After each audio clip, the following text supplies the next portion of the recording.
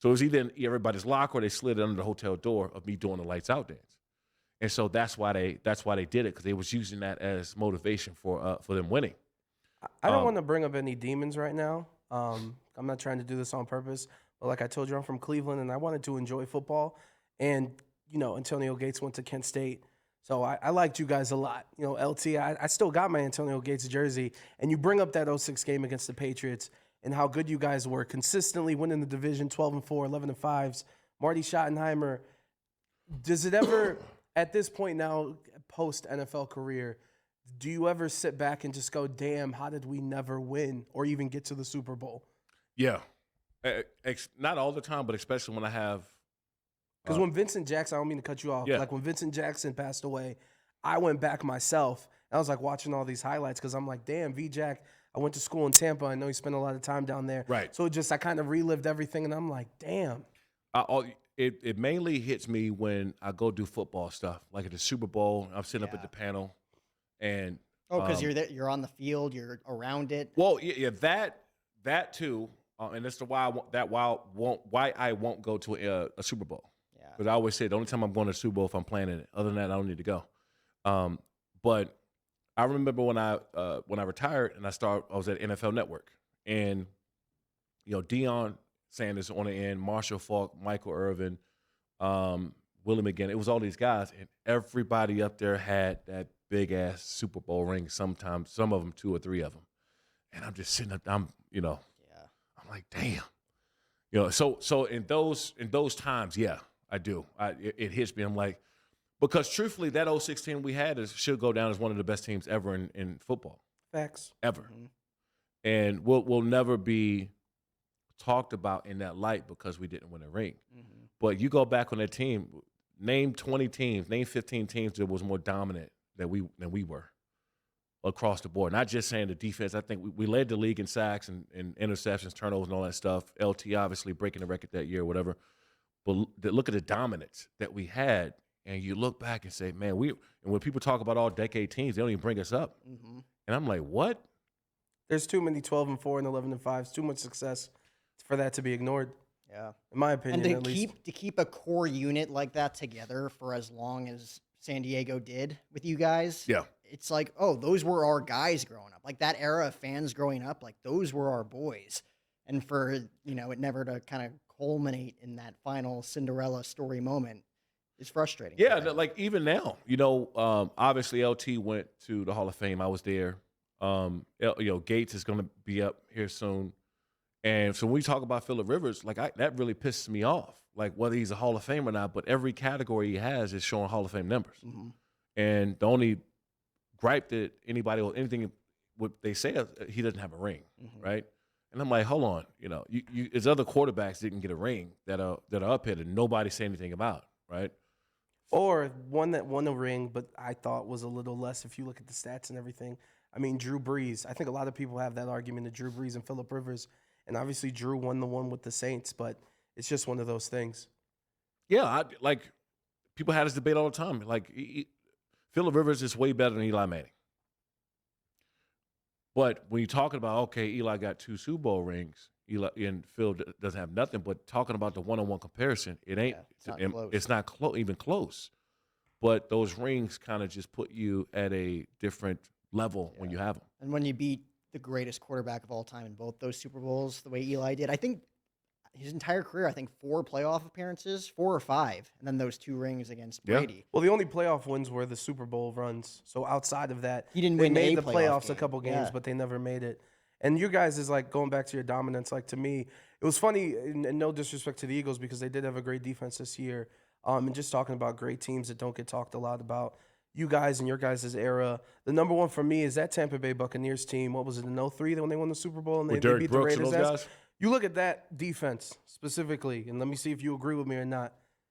I can't name another defense that at every part of that facet, from the front line to the linebackers to the corners to the safeties, Derek Brooks, Warren Sapp, Simeon Rice, I said Derek Brooks already, Hall of Famers. Barber, Hall of Famers, a corner.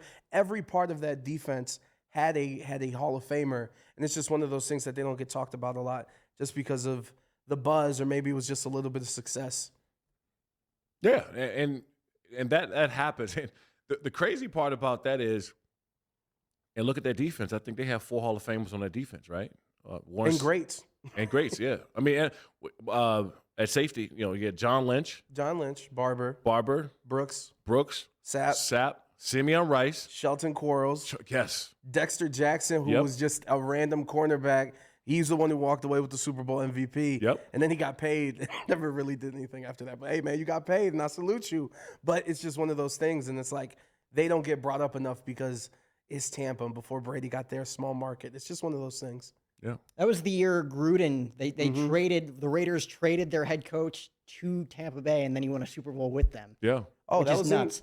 And ironically, the Super Bowl was in San Diego. That Qualcomm. Yeah.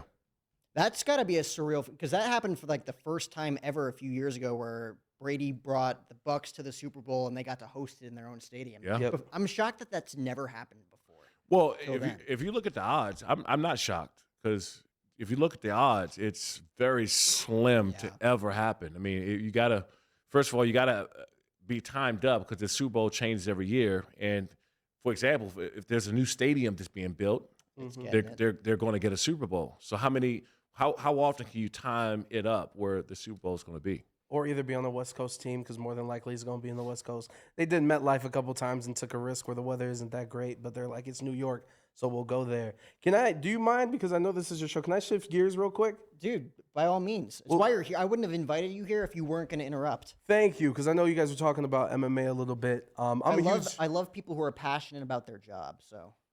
Thank you so much. So Sean, I'm a real big wrestling fan. One of the dudes that I love is The Undertaker. And The Undertaker, huge MMA fan. He brought a lot of those moves to the wrestling ring. He was one of the first ones to wear the gloves, like out as The Undertaker. And one of the questions he gets is people ask him, when he was coming up in the 70s and 80s, MMA wasn't as big. And he's like, well, if I was coming up now, I wouldn't have done professional wrestling. I probably would have gotten to the octagon. So I'm going to ask you the same thing, switching it up. If you were born in this era, would you have gone the MMA route, or would you have stood out with football? So I grew up in Prince George's County, Maryland. So my uncle, professional boxers, we had championship boxers coming around the neighborhood as I was growing up. I mean, I would see them all. I would see Riddick Bowe coming down all the time, and Sugar Ray Leonard's gym in Palmer Park, Maryland, was not too far from me. So I was around boxers all the time. So I already had that in me to do anyway, to fight. That was I grew up fighting. It was just a part of our culture in the first place. But what I would have done now is, when I retired, I would have still played football. I would have still, because that was where my heart was. I would have played football. But what I would have done, if it's now, is I would have retired and went straight into training for like full time. And when I came out and I retired, they wasn't paying guys like they are now. I remember I was talking to this is probably like in 2014, 15 or 16, and I almost working on a deal with Bellator to fight, and they just wouldn't come up on the number. And I said, I was trying to tell them, I was like, guys, we can go pay-per-view right away. We can go against another athlete, freak show against a WWE guy. I wanted to go up to fight Dave Bautista at one time. He was training. Or Lashley. I know Lashley was left WWE. So Bobby Lashley wanted to fight, but he. I feel like you and Dave though would be. Yeah, I thought it would have been body type wise. I feel like they're very similar. And he had just came off of having a fight in Russia. Mm-hmm. So I think the only thing it was a couple things that stopped that. He was, I think, starting to shoot in the Galaxy. It was like in 2016 or something like that. He started shooting Garland in the Galaxy. So he was doing the movie stuff. I don't think his heart in time was really invested into fighting and training, even though he was still training. So I wanted to fight then. They just didn't want to pay me what I was looking for. Mm-hmm. And now, if what I was asking for, it's a guarantee. It's a guarantee, because you go, you build a card up, you have a couple more athletes on there, and me being on this side of the business now, I tell you exactly what I would have done. Yeah. And you make it to the main event, but you probably got 8 to 10 guys who you're trying to build and get seen. Some up and coming superstars. You have us to go main event, a big main event, big co-main event, and you fill that card up with anybody you're trying to build and get out there. And that could have happened in a second. But I was talking to Scott Coker and those guys, they didn't want to pay. And to me, in my head, I'm thinking like, shit, y'all crazy. I would have threw that, that money in a second. You already have the marketing. You already have the star power. Everybody want to see their favorite former athlete scrap. It's the reason why, Frank Gore is fighting, Adrian Peterson, Le'Veon Bell's having success now. Even for a short period of time, Greg Hardy did well early on. Right. He looked good. He was going against some championship fighters that actually looked pretty good in some of them.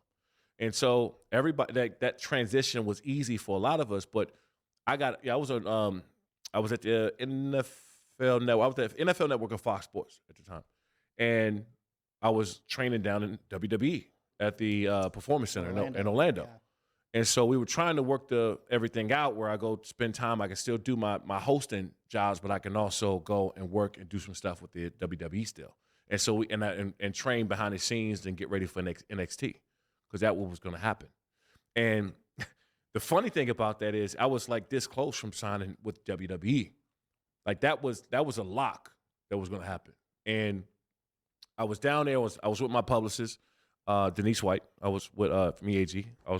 She came down there with me, and so I was seeing everybody cut their promos. And this was like when everybody who's a superstar now, they were just going through the pipeline, trying to make their way up at NXT or doing house shows or whatever it was.